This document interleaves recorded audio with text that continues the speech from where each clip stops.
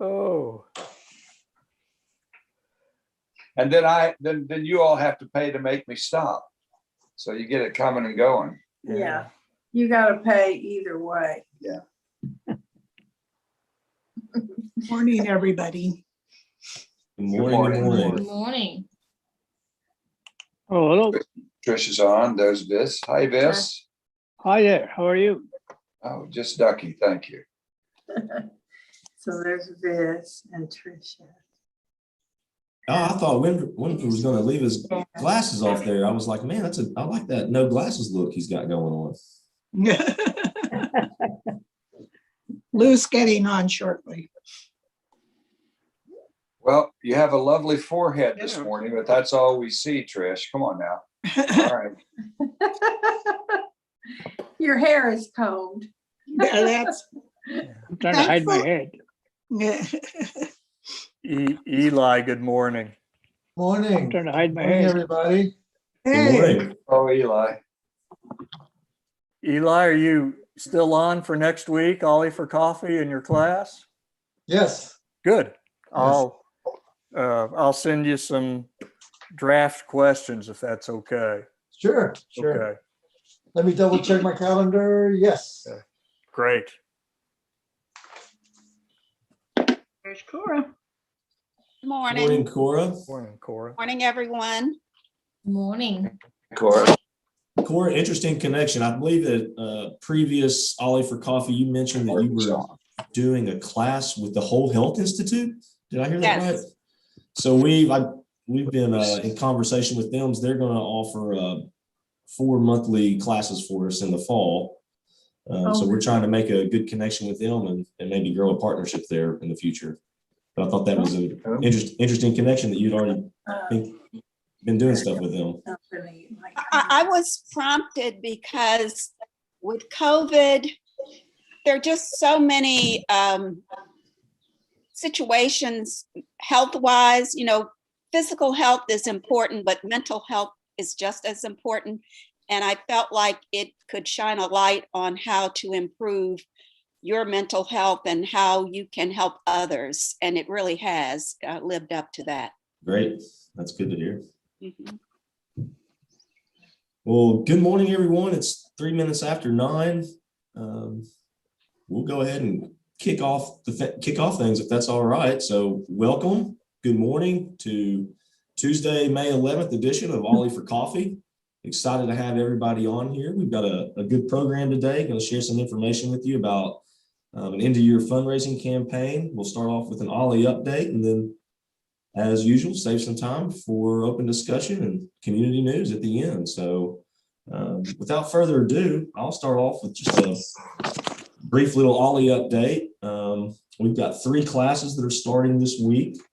One starts today at 10 a.m. driving what cars tell us about our society and ourselves. It's a 4-session class being led by Jeff Nash, and we heard from him last week at Ollie for Coffee. Very, very interesting class. So I'm looking forward to sitting in on some of those sessions. We've also got one starting tomorrow titled Taking Charge of Your Life Holistically, a 3-session class being held at Mount Sequoia, 3 Wednesdays in a row at 1:30. And then Thursday, we have Donna Nash's class, who we heard from last week as well, titled Understanding the Arkansas Criminal Justice System 101. And that's a 4-session class that's going to be held in person, likely down at Drake Airfield. So we've got 3 classes coming up. We've got 1, 2, 3, 4, 5, 6 more that are going to be starting throughout the rest of May and into June. So if you don't got anything going on over the next month and a half, check out what we've got coming up. We've also got a lunch with authors scheduled for next Thursday, May the 20th at 11:30. It's going to be on Zoom. And real interesting, our speaker is Radine Trees. I may say this wrong. Nearing. Okay. She spent a number of years as a broadcast journalist and a feature writer for magazines and newspapers before her first book, which was titled Dear Earth, A Love Letter from Spring Hollow. It was published in 1995 and earned the Arkansas Governor's Award for Best Writing About the State. She's done some different things since then, but her new release is a short anthology in large print titled Solving Peculiar Crimes. All of her books and stories are set in Arkansas's special places and feature Carrie McWright and Henry King as crime solvers. And it says here that many readers have said that those two characters would make very good neighbors. So we're excited to have her come and speak with us next Thursday at 11:30. If you want to join us for that, you can just email us at olli@uark.edu. And we can sign you up, or we'll be sharing an RSVP link in an email blast this week and next week as well. So sign up for that. That should be a really good talk. I did want to mention, I think Sandra mentioned a couple of weeks ago that she's going to be out for a number of weeks starting next week, May 20th. Did I get that right? 20th? Yeah. So we're going to be in desperate need of some, not necessarily help, but patience maybe around the office, because we're going to be without her for at least probably 2 weeks. And then she'll be working remotely after that for a number of weeks.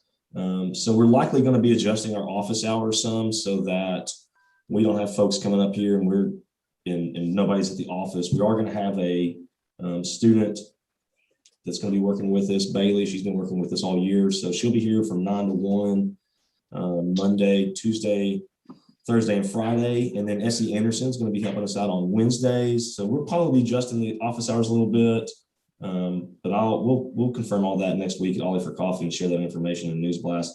Sandra also wanted me to mention that if you have correspondence by email, copy the Ollie email account, or just send it to Ollie in case she doesn't get it while she's out. We don't want any emails to get lost in her inbox. So copy the Ollie email, and then that way we can distribute those accordingly. Is there anything else with that, Sandra? Did I hit that okay?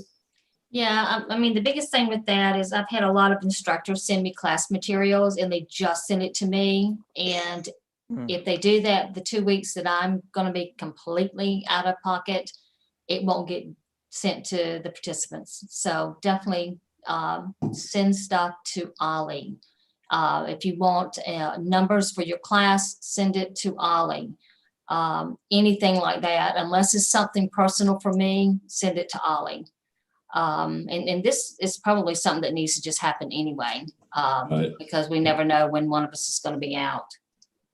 So, Josh, this has his hand up. This question. Lunch meeting, do you bring your own lunch or what? How does it work? Yeah, so it's a virtual lunch with authors. So you join us at 11:30 and you can eat whatever you please in your own comfort of your own home. I just want to know. Yeah. I can't charge it to Ollie, can I? You can send us a bill, but you may have to call collections to get it paid. Yeah, because Sandra's going to be away. I got to send it to you, right? Right, sure.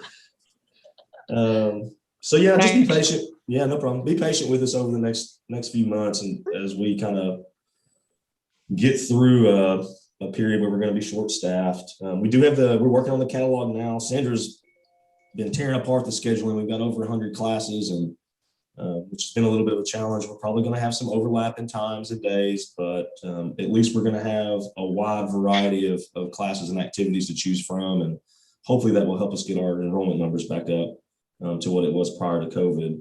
The catalog schedule will come out Sunday, August 15th, so be looking for that. And June 30th marks the end of the current annual membership year. So beginning July 1, you can start renewing for the next year. But we'll definitely be sending out information and reminding you about opportunities to renew as we get near to that time. So that's the Ollie update. Sandra, if you have anything else, please add or any questions. well, our benchmark for registrations, we actually hit it. It was 700. We hit 700. So that was really good for the spring.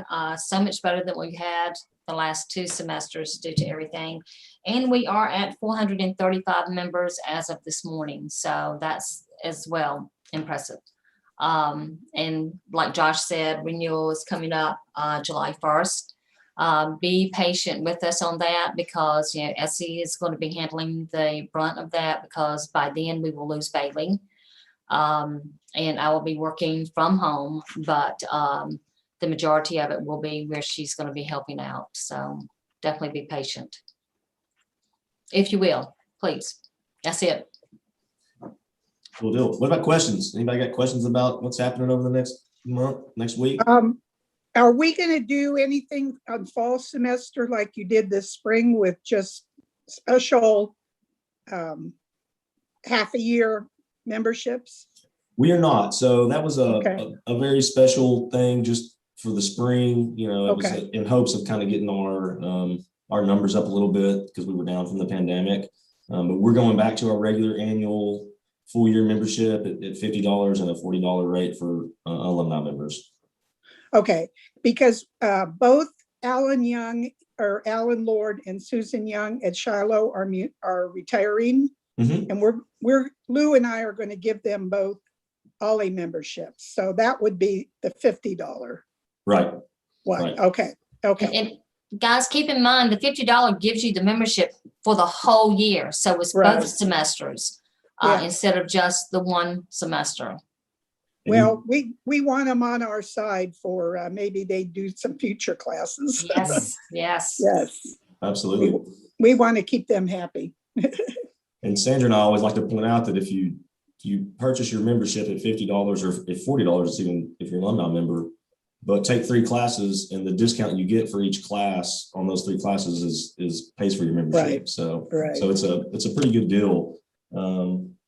And that's a good point, Trish. You can always we definitely want everyone here to renew and join and be with us next year. But if Yeah. you have friends or family that aren't a part of OLLI, you can always purchase a gift membership for them. You've got to do that through our office and we'll set that up for you, but we'll provide a gift certificate and all the new member information to them. And it's a great way to get people involved in what we do. So that's a Yeah. good point. Yeah. Yeah. Thank you. Anything else? All right. Well, we're gonna move on to we don't have an interview today, but we're gonna talk about an end of year fundraising campaign. We're gonna announce that, and I'm gonna play a quick video that you'll be getting by email, but I wanted to play it here today. So I'm gonna share my screen. I'm concerned the audio on it is not that great. So you may want to just during the video, turn your volume up a little bit so you can hear, but let me see if this works.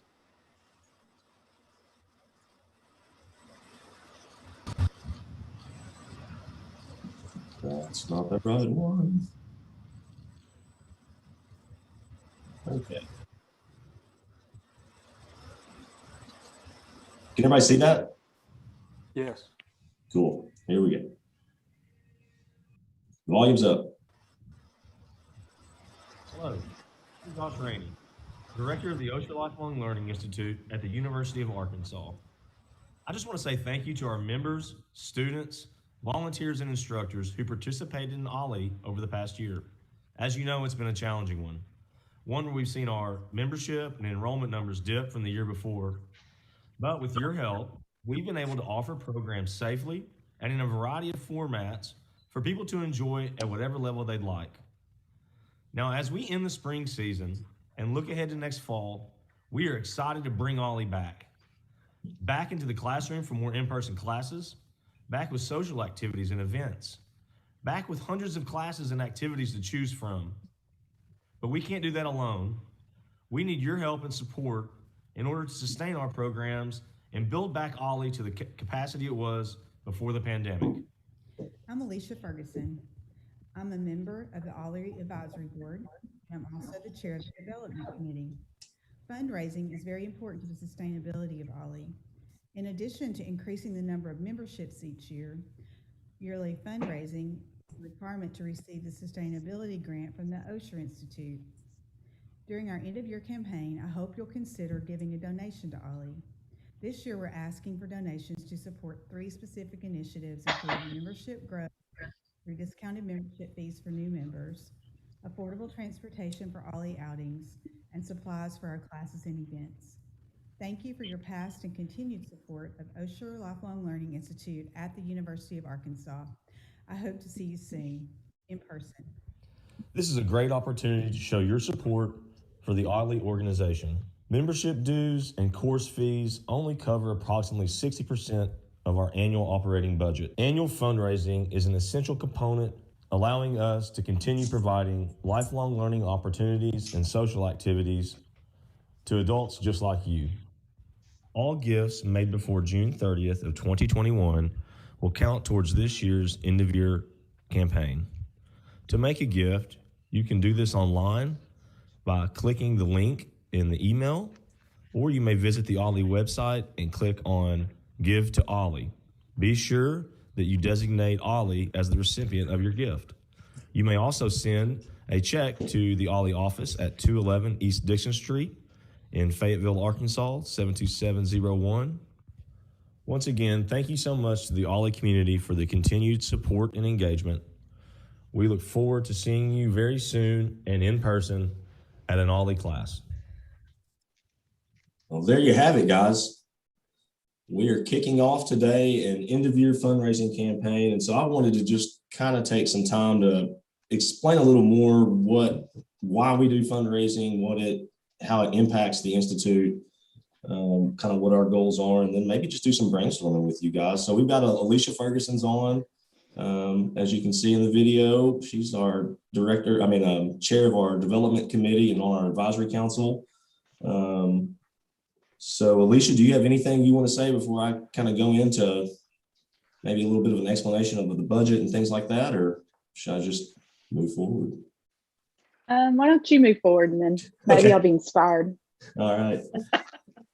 So some of you guys probably know this, but we run, and I'm going to focus on pre-COVID era because obviously this past year was a little bit different for us in terms of our budget and revenue, but just an explanation of our budget and how we operate. Typically, we operate on around a $200,000 budget, give or take a little bit.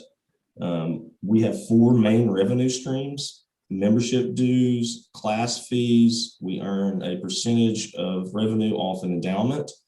And then our 4th revenue stream is gift support, donations. So only about 60% of the budget is covered by the course fees and membership dues. We earn right now we're earning around $60,000 or so on our endowment. And to explain that, we received a $1 million endowment from the Osher Foundation years ago. That doesn't mean we had $1 million and we still don't have $1 million. We earn about a 5% revenue earnings off of that endowment. So right now we're averaging around $60,000 to $62,000 on that. And so you can see we have, a major need for fundraising. It's definitely a part of our budget and our model. It's part of the mission of the Osher Foundation to build a culture of philanthropy within their institutes. And we budget to use funds to help us maintain and sustain classes and programs. So it's definitely a needed component of OLLI. In 2017, we received a $25,000 capacity building grant from the Osher Foundation. And this was a really, really valuable thing for us. That $25,000 was dedicated to building capacity in 2 areas: membership and fundraising. We did do some small fundraising events and did do some annual type campaigns prior to receiving the capacity building grant. But the grant really allowed us to professionalize ourselves and to build a format and a forum for philanthropy and fundraising. So just kind of the impact of that over the last few years, I find this quite impressive. The first year we received the grant was in fiscal year 2017. Dean Miller, at the time Dean of the College of Education and Health Professions, helped us by providing a small gift that we used as a matching challenge for a membership. But in that year, we raised nearly $21,000 and had just over 100 individual gifts. The following year, we raised nearly $24,000. We did have a generous $10,000 gift that year, which was very helpful. Thank you to the Beelans. And then we had 90 individual gifts that year. And I failed to mention, because we've achieved these fundraising goals and membership growth through the capacity grants, we were able to have that grant renewed for the next 3 years. So right now we're currently in our 4th year of the capacity building grant and hoping to get a 5th year renewal next year. So back to the numbers. So in fiscal year 19, we had just over $18,000 with 78 gifts. And then even last year, in a year that we were impacted by COVID, our main fundraising event with the university was canceled. We still were able to put out an appeal to our membership and raise nearly $15,000 with 14% of our membership giving. And so, you know, the way that's impacted us is we've been able to, once again, grow our membership in unique ways, improve the quality of our programs, enhance the level of quality within the classroom. This past year, those funds were instrumental in helping us even sustain our programs through the pandemic. They provided us a cushion going into the year, and with membership and enrollment down, we saw our revenue come down. So that allowed us to continue to sustain programs through the end of this year. So that's the impact and the outcomes we've had with fundraising. Before the capacity building grant in fiscal year 2016, just to kind of give you a comparison of what this grant has allowed us to do. We only netted 7 gifts for a total of $3,200. So you can see the change and momentum we've had in fundraising since receiving the capacity building grant. And so as we look ahead, we're really, you know, as we go into next year and coming out of the pandemic, hopefully coming out of the pandemic, we really are looking to bring Ollie back to the capacity it was prior to COVID, back to a level of membership that's closer to 600, so that we can get, you know, back to a level, and we're already kind of doing it with classes. We've got 100 classes on the slate. So we're looking to really build capacity back at the level we were before COVID. We're hoping to raise funds this year that we can put towards initiatives that would help us gain new members next year, provide affordable transportation for Ollie outings, because that's a part of our program that's really been impacted over the past year, is our out and about programs. And then as well as just materials and supplies for classes. I mean, and that can be as much as a ream of paper that we use to make copies for an instructor. You know, we've had to really take some cuts and take some things out of the budget this past year. So being able to have funds and support that we can put towards operating expenses will allow us to keep our class fees affordable, keep our membership dues the same, so that we can get back to that capacity we were prior to COVID. So I think I've sweated my way through all that and mumbled a whole bunch, but that's kind of just a rundown of what fundraising means to us. There's different ways you can give to Ollie and support Ollie. You can give an outright gift. As you saw in the video, you can do that online, or you can mail us a check. You can also give a planned gift. We received a planned gift this past year of $110,000 that will be used as an endowment. So again, that's a way that we can have a sustainable revenue source for years to come, is through planned giving. And I'm going to share my screen one more time. Some people don't ever get to actually see the online portal. It's out of the way. But if you go to the university, actually, if you go to our website, at the top of the page, you can click on Give to Ollie. Scroll down, and we actually have a link that takes you to the university's giving page, which is where you would have to donate online. And the key thing there is once you go there, you just have to select Ollie from the pull down menu as the designation. And so you would go down and select Ollie Giving Fund. And I do want to be clear that by giving to the Ollie Giving Fund, 100% of that donation comes back to Ollie's budget. None of that goes to the university. It comes directly to us, and we're able to use that for our purposes and our goals and needs. And it is a tax-deductible donation, so you will receive a letter from the University of Arkansas explaining that. But I just wanted to show how you can get to that website and give. Any questions that you guys have? Alicia, do you have anything else you want to speak on with that? I think that it's tough to raise money for Ollie because of the membership dues and the money that we spend that people have to spend to join the classes. So I think people tend to think that should sustain us, that should make us go. So one of the reasons that we came out with 3 things this year that we actually wanted to raise money for was hopefully to help people understand our needs, as well as sometimes if people know exactly where their money's going and it's not going to the electricity bill, then they're more likely to give. And And so that's one of the reasons that we did that. But I was wanting to ask the question from you all. I'm sure that you've been solicited by other organizations or fundraising from other organizations. Do you have any ideas either on what we should make our priorities to raise money for this specific, or how other organizations do that? I did have a couple of points.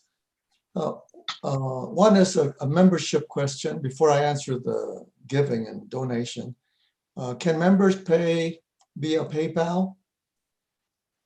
We can't accept, no, we don't use PayPal. Regarding donations, and this is a question for the board. You don't have to answer it today, of course, but on the website where it says give to Ollie, I've seen other nonprofits use that button and they call it support Ollie as opposed to give to Ollie. And just food for thought. And the other one is, as far as donations, do you guys have some kind of incentive tier where, like, I don't know, some kind of acknowledgement, recognition for those who give 1,000 and above or 500 and above, and another incentive or recognition for those who give 250 and above or whatever. Right. Again, just food for thought. I've seen that with other organizations. Card center. Right. And I have a suggestion as well, if I could make it at this point. Hello? Okay. Yeah, this is Rick. Other organizations sometimes have, I don't know how you describe it, but somebody puts aside matching funds up to a certain amount. And if we could have a donor, such as perhaps the people who donated $10,000 last year, say that they will match up to $10,000 donations made, from the public at large, so that the people know that the contribution they're making is actually going to be doubled or tripled or something like that by virtue of making the donation. Right. And so, Rick, we've done, just to address your thoughts or idea, we've done that in the past, just like with the $10,000 gift and with the Dean Miller's gift, the first year of the capacity grant, he matched gifts up to $5,000. So that is something we've done. We didn't do that last year. COVID kind of got in the way. We attempted to do that to some extent through All In for Arkansas, but that's a good point. It's just a matter of being able to, I guess, find those gifts. Yeah, find the gifts, but it would also be a way for you to sort of front load the donation. In other words, if you make your donation by such and such a time, it will be matched. Right. So, and I do want to say, Eli mentioned the board a minute ago. Our advisory council, over the past 4 years, have participated 100% in our fundraising. They are the champions of fundraising. So we hope that they continue to participate at a full level. But I think that says a lot for what fundraising means to the Institute when we have our full participation from our advisory council. Eli, we don't have a tiered giving. We don't have that. Some Ollies do, and it has been something that's discussed. We just haven't been able to develop a model for us yet. As I mentioned, we're really only 4 years into what I consider a true fundraising, initiative. We did some things in the past, but I think that's something that we could work with our development office on campus and maybe put something together. We do recognize our donors on our website, and we've done that in the past at open houses and things like that. We recognize donors and always send them a thank you letter for sure. The recognition is something that I think is a very valuable piece of fundraising, even volunteering as well. Yeah.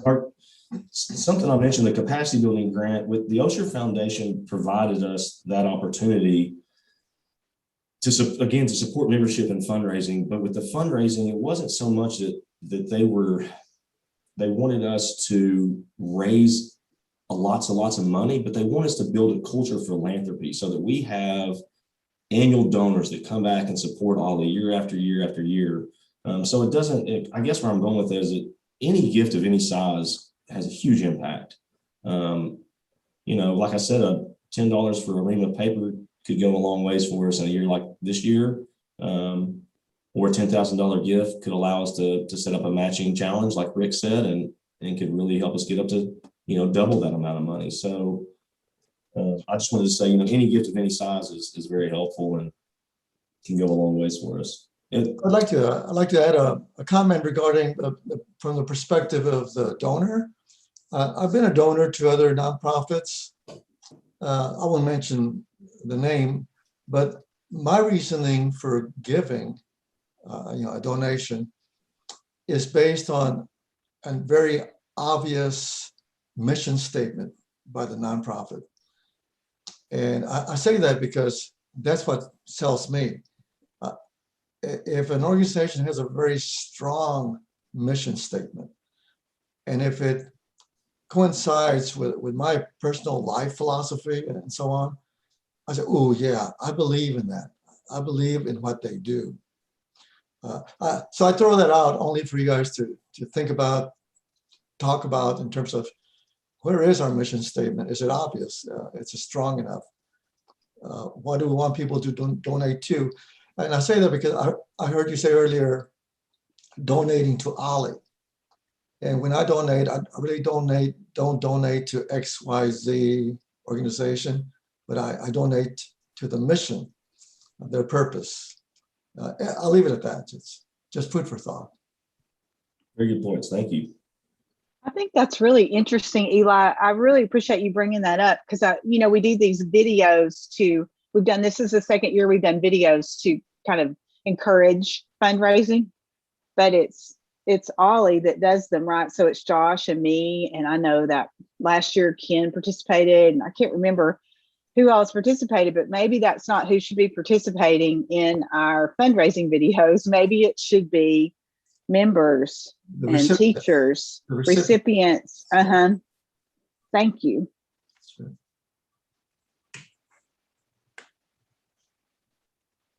What other ideas, thoughts, And comments? Josh and Alicia, a couple of ideas.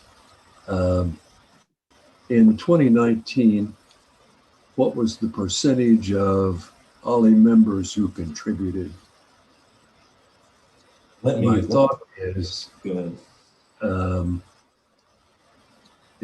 If calls would help, personal calls by those who contribute regularly or the like, that might be of help. And you mentioned the sustaining gifts. Is that worked out with the university department? So can you explain that or explain that a little more? What about sustaining gifts?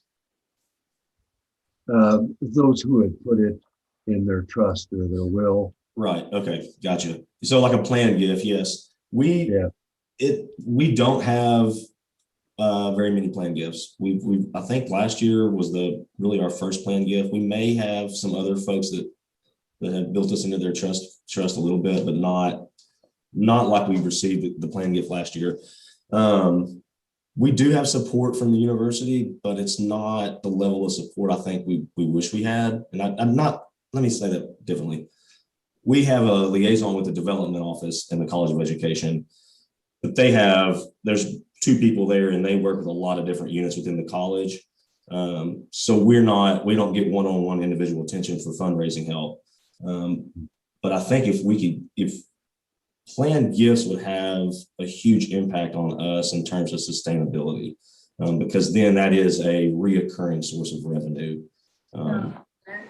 Well, it's not only that, but many of our members are at a point in their lives where they're making those kinds of plans. So, you know, we have the demographics to support that kind of giving, I think.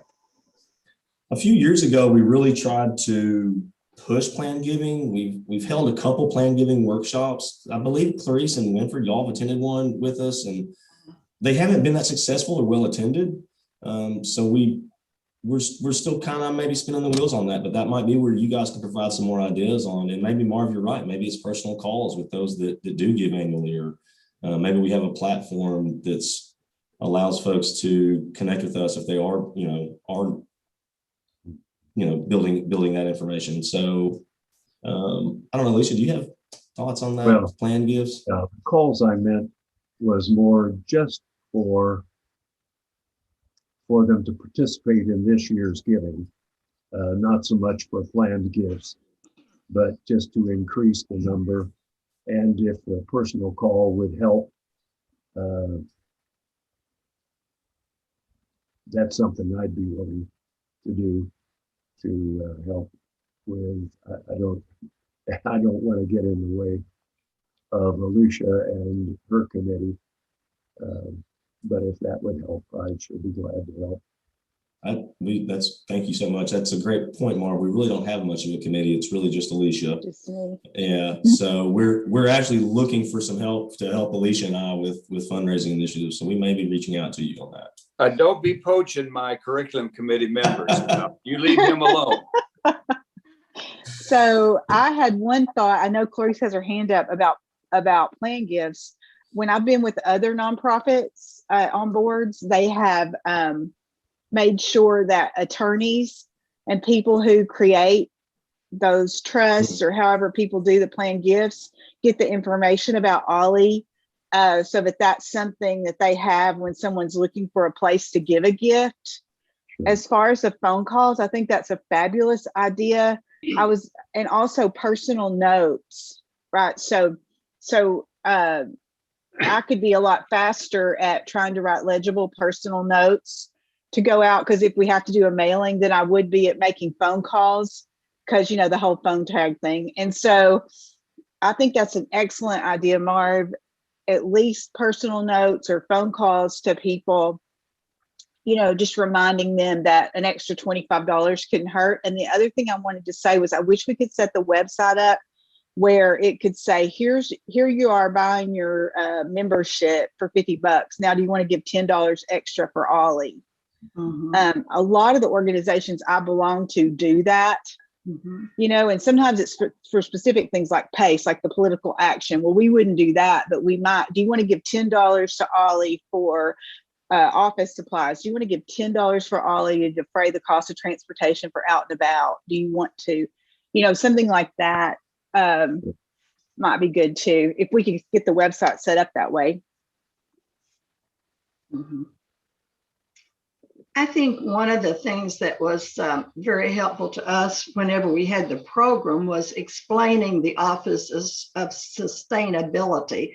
And I think Josh really covered this well this morning when he said it has to be designated for OLLI. I think sometimes you just look at that and one does not realize that there has to be a distinguishing place there where you actually are indicating where you want the money to go. I mean, we get letters, but we have to designate that's where it was. I have another question, Elise or Josh, either one.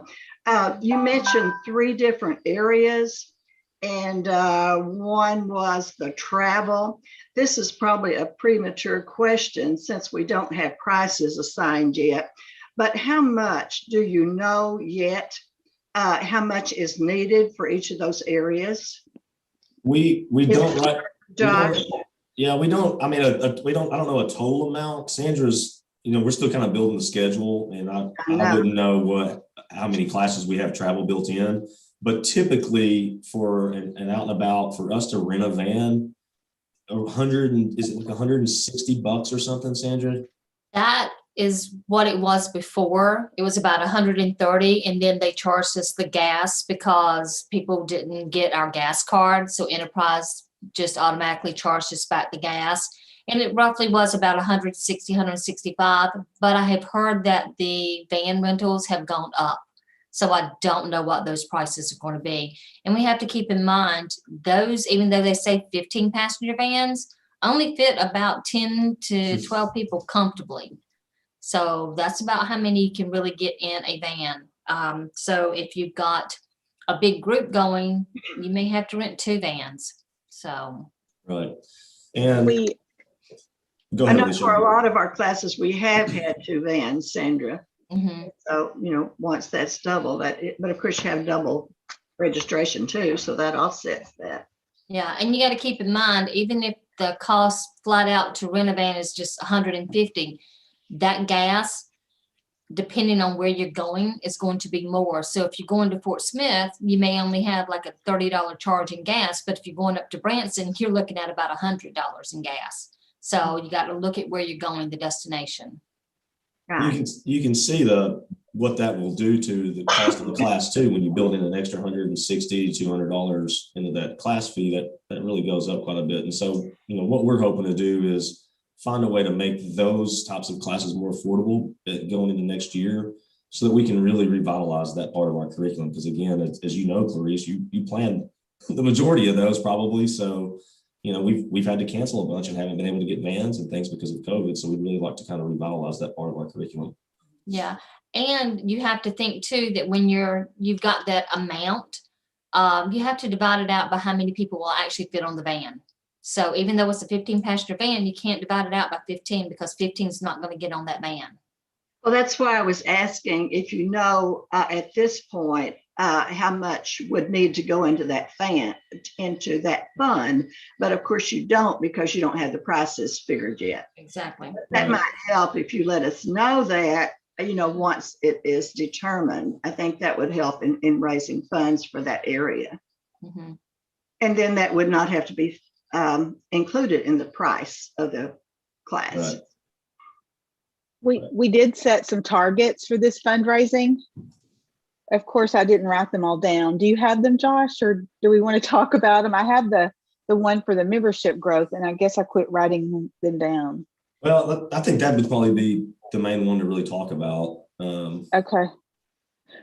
We decided that we wanted to raise $2,500 for new memberships or lapsed memberships, to provide 100 memberships for this year, because part of the whole capacity building grant is that we show an increase in memberships. And so we think that's going to be important. But our overall target was at 12,000. Yeah, I remember. Yeah. And so probably most of the rest of that 12 would go, if we made our target, would go toward transportation, and then some would go toward supplies. And we have some other ideas about supplies too, once we're able to gather again together. Alicia, how much of an increase in membership does that have to be? I know at one time I knew we had it announced, but I don't remember. Josh is gonna have to answer that one. Yeah, so it's changed a little bit since the pandemic. They were requiring a 5% increase in membership. But because of the impacts of the pandemic, they're kind of just wanting us to rebuild and sustain, not so much grow, although that is kind of growth. Our membership numbers are good, but we typically look at trying to grow about 5% annually. Okay, 5% still. Yeah, and we have I'm just drawing a blank on what I was going to say, so never mind. Our retention rate's only about 75%, so we naturally lose some members, but we hope to gain. So you hope to gain at least 5% to keep up with our growth there. Don't we lose about 100 a year? Didn't we establish that at one point? Yeah, I'm not sure exactly what number. I think we're around 100. And again, this past year and a half's quite a bit different. I mean, we've lost a lot more than that. I have a thought of an idea of fundraising without calling it a fundraiser. Let's see, how can I phrase this? Imagine either in person or via Zoom, having say a 2-hour window where you get some volunteer instructors like myself to just come online and just spend 20 to 30 minutes with a quick synopsis of right brain photography, for example. So they just get a quick overview of right brain photography, and maybe somebody else comes in after me. And for a total of 4 or 5 different instructors over that 2-hour window. And those who attend this will pay a nominal fee, a very nominal fee. The instructors volunteer their time, knowing that if they can attract people through that 20 or 30-minute spiel, they'll get more students to their classes. So it might meet several needs at the same time. So, or anything along those lines. I don't know. Maybe you tried that already. Well, I think you're right aligned right with us on that, because we've talked amongst some of our committees as we go into the fall about doing, so this platform with Ollie for Coffee, we've been interviewing instructors at those. Mm-hmm. We hope to kind of carry that format forward as far as the instructor interview, and then providing those to the membership. So we're in discussions on how we're going to facilitate that in the fall. But our hopes are that by giving that information or having the instructors come and talk a little bit about their classes, that more people will enroll and we'll get our enrollment back up. So yeah, great idea. Mm-hmm. They do that with the honors, the honors courses at the university. They have a preview where they preview them, and they talk about it on KUAF, and it could be almost to donate what you want at the end of it. And we wouldn't have to set an amount. Maybe people would donate $5, $10, $15, $20. And each one of those would count as a gift, right? Yeah, like donations optional or something. Yeah, yeah. Kind of like pass the basket if we were in person, except nobody carries cash anymore. They aren't going to throw their credit card in there. But yeah.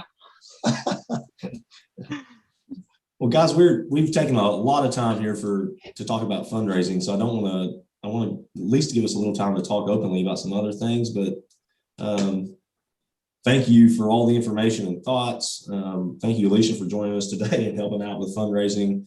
We'll be sending out emails and more information on the end of year campaign, and hope that you decide to participate. So thank you, guys.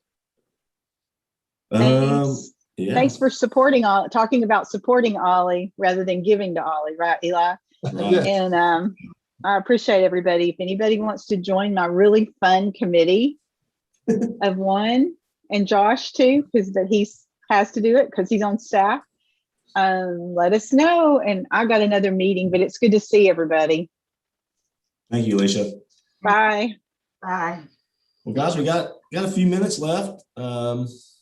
Hugh's not on today for our joke of the week, but I will open it up as an open mic opportunity if anybody has a joke they want to share. Don't be shy, guys. Well, I don't have a joke, but I have a funny story. Okay. And hope it doesn't offend anybody here. About a week ago, can you hear me? Yep. Okay. I was on an assignment here in Hot Springs to photograph an event. And during one of those events that I was covering, I couldn't find parking, so I had to park a couple of blocks away from downtown. As I was walking down the sidewalk, rushing to take some photographs, I saw an incident where 2 vehicles almost hit each other.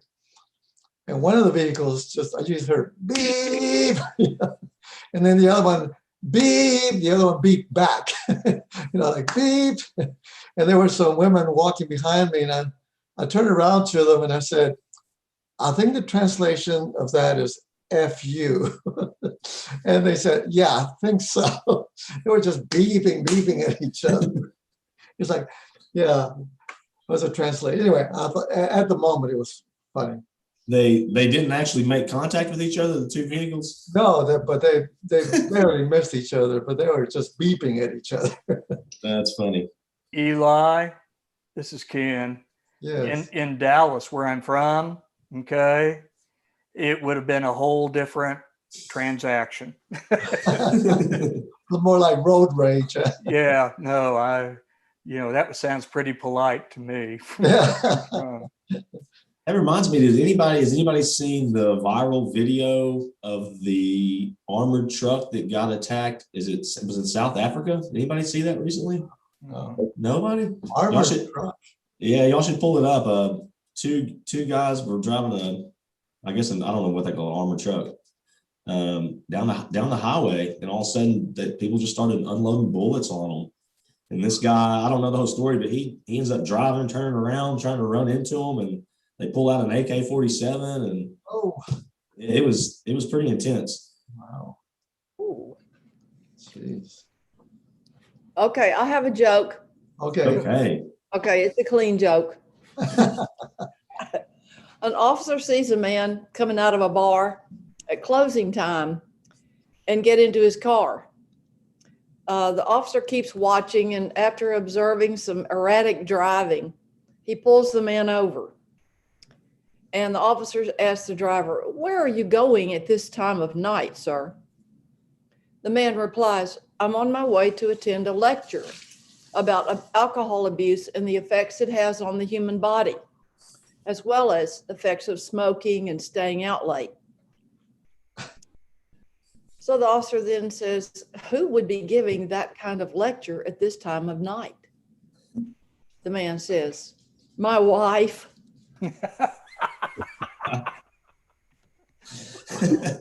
That's a good one. Oh my. And here's another clean joke that it doesn't have a punchline, except that it's its own punchline. How does the nudist clean his glasses? Mm.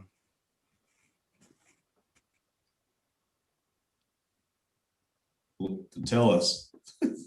Oh, no, I say it doesn't have a punchline, Oh. except its own punchline. Oh boy. Oh, Kind of like you figure it out. yeah. That's right.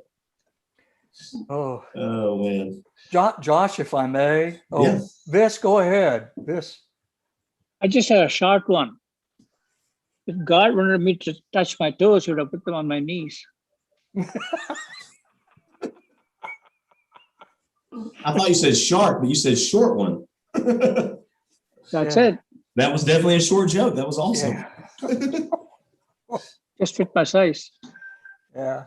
Josh, tell the one you told, what was it about your daughter had to help you with the other day about Oh yeah. My ex-wife keeps missing me, Mm. but she's getting better at her target. at her aim. Yeah. Yeah. Josh, if I might, just as an announcement, you were so good to put it in the Ollie email the other day, but I heard Roanne Elliott, who's on the advisory council on the radio yesterday, speaking about this Saturday is a pretty big event, I think, for Washington County. It's the Washington County Community Remembrance Project, okay, where at let's see, at in the morning here, I'm looking for at 10 a.m. in the Oaks Cemetery, they'll be unveiling a marker that recounts the lynching of a black man back more than 100 years ago that occurred here in Northwest Arkansas. And then that afternoon at the library, beginning at 12:30, there will be some events as well. And Roanne is heavily involved in that, and I honor her time and effort to have us remember these sorts of things. Sure do. Thank you, Ken. Thanks for bringing that up. Yeah, and you guys did a good job of putting that in the email dated on Friday. Okay, people can find the details on that on Friday. Right. Yeah, and Rowan's been a long project they've been working on. It's very exciting. It's finally come to completion. What else, guys? Anything else going on? Any news? I want to put in another plug for the Lunch with Authors, because I'm the one that got Radine and Rita Daniel hooked up to do this. And I'm hoping we have a good crowd. And if you haven't read any of Radine's mystery books, they're all set in different parts of Arkansas, and you learn a lot of history, and they're all mysteries with this same older couple ahead of them. So if it's not something you normally do to sign up for those, please do. Radine lives just up at Bellefonte Gardens, and she writes some fun stuff. Thank you. Cool deal. And again, that's next Thursday. Next Thursday, May 20th, I believe. Yeah, and we'll continue to share RSVP link and information in our email blast. But if you want to sign up, you can always just email us or call us, and we'll get you on the list. And make sure you sign up, because that's how we know to get you the link to the Zoom meeting. Josh, I don't mean to interrupt, but we've got a class starting in 4 minutes. Oh, I thought that class started. I thought that class started at 10:30. So I think As a preview, I'll be interviewed next week by Ken. right. Yes. Take care. Yeah. Yeah. Bye-bye. Join us next week. Bye. Thank you, guys. Thank you.